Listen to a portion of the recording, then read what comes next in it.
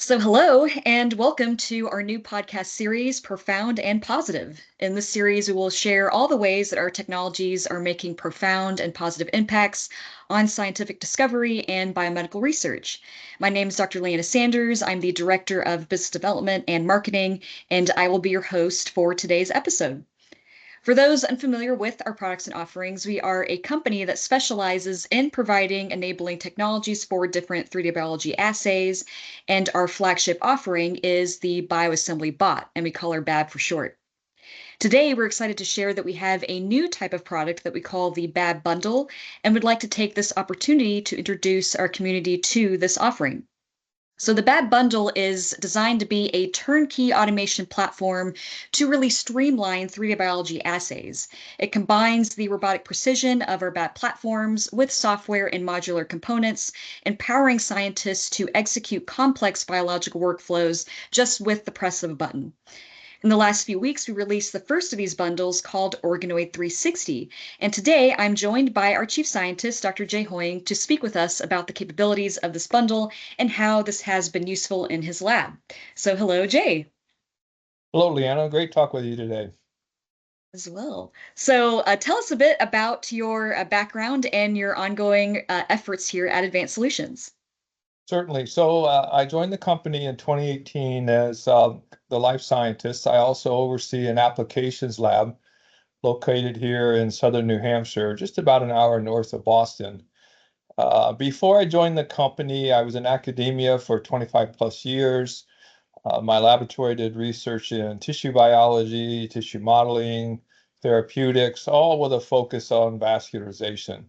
And we started working with microtissues back then and organoids, et cetera, and carried that know-how with us over here to Advanced Solutions, where we work with a number of partners and customers to help them realize not only building their advanced tissue models, but also how to use them and do it at scale. That's fantastic. So, can you share a bit about how you've been using the BAB in your organoid work? So we use BAB in a couple of different ways, and really the advantage here is we can leverage the precision and reproducibility of a robotic arm to perform some advanced assays, but the flexibility, which I'll talk about in a minute, of the platform really lets us explore and design and build and execute different unique assays. As you mentioned, we've been focusing on organoid work. We use BAB to not only dispense the cells to form the organoids, but to move organoids around, to perform assays such as the traditional matrigel dome assay, where we have organoids within matrigel domes at the bottom of the plate and do a drug screen. We're actually getting ready to publish a paper on that here soon that can provide more details. And what we've done here with BAB and in the context of the Organoid360 is really create some automation workflows that are typically used in organoid work, forming organoids, moving organoids around, setting up organoid assays, for example, and even running in companion or in parallel T-cell activation assays, particularly related to some tumor organoid work that might be out there.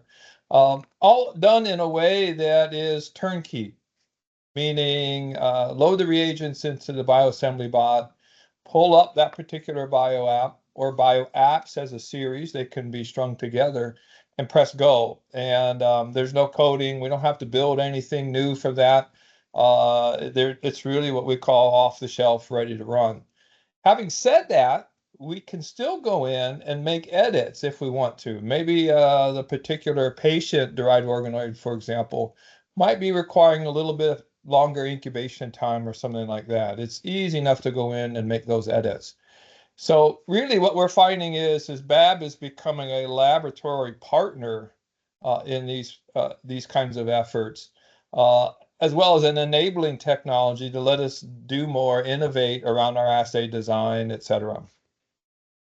That's fantastic. And so, in terms of you mentioned the turnkey solution that this has really assisted with and been part of. So, um, how do you feel like the bio apps that are part of this that you're stringing together? You mentioned there's no coding required for that. How have these assisted your work since their deployment? So once we built those bio apps and through the bundle, we're making them available to all users out there with the Bioassembly Bot platform. Um, it becomes just similar to walking up, for example, to a plate reader where you load the plate, you pull up a scan protocol, and you press go. For us, it's the same kind of workflow.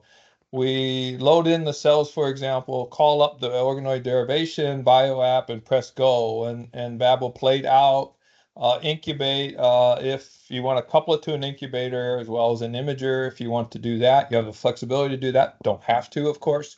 The plates can be prepped for then someone to move them to their own separate incubator. And it just becomes less of a chore and more of a step in a series of assays and experiments and studies. Understood. And so you mentioned there is a lot of flexibility in terms of how these workflows are set up or that they could be modified as needed. So what's been involved in transferring what was an existing manual protocol into the BAB platform for throughput and automation? Yeah, to me, this is one of the cool parts about the Bioassembly Bot, and really what Advanced Solutions has been doing with the robotic platform.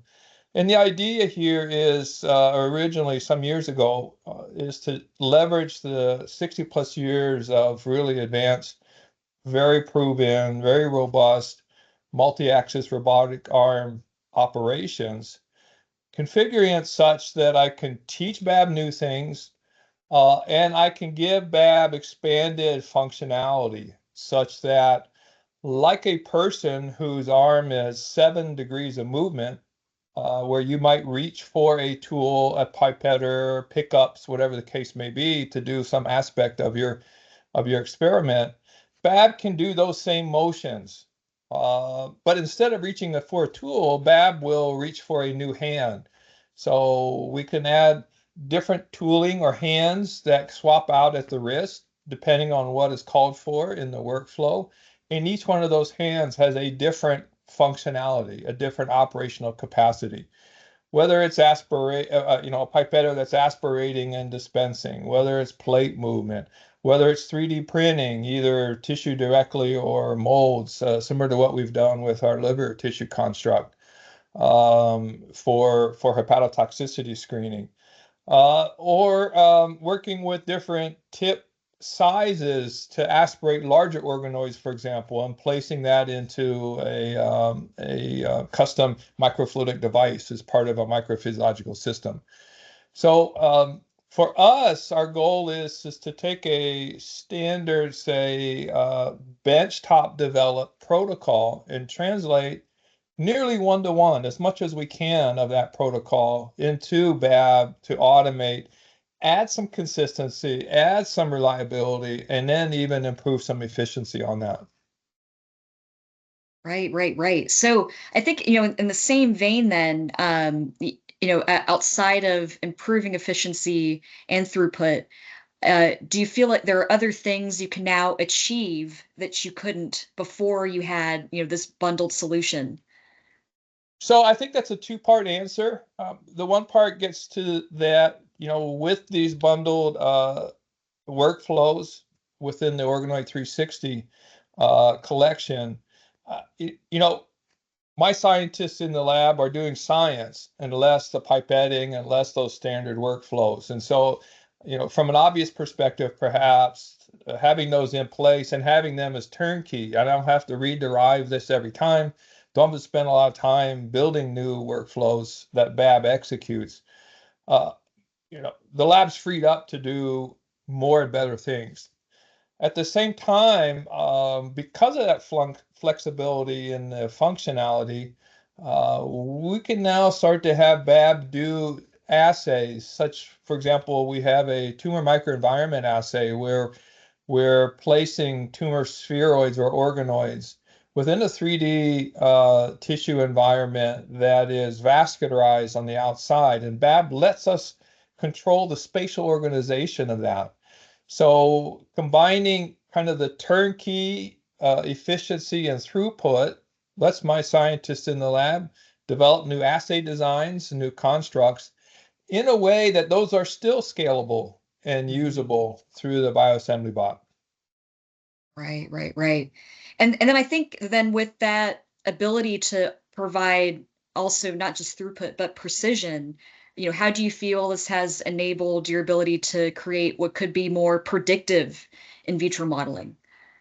So in the paper that we're in the process of getting published, we show that in a side-by-side comparison between what BAB is doing and what one of our senior scientists is doing with respect to a matrigel dome assay and a PDO colorectal cancer actually drug screen, we found that while our senior scientist was very good at executing those workflows, um, for whatever reason, probably due to inconsistencies of a human running a pipetter, for example, we were getting organoid fragmentation, where when BAB was doing that, because we can very discreetly control the aspiration and dispense rates on the pipetting and positioning, we BAB performed the assay in half the time with 15% more dome formation efficiency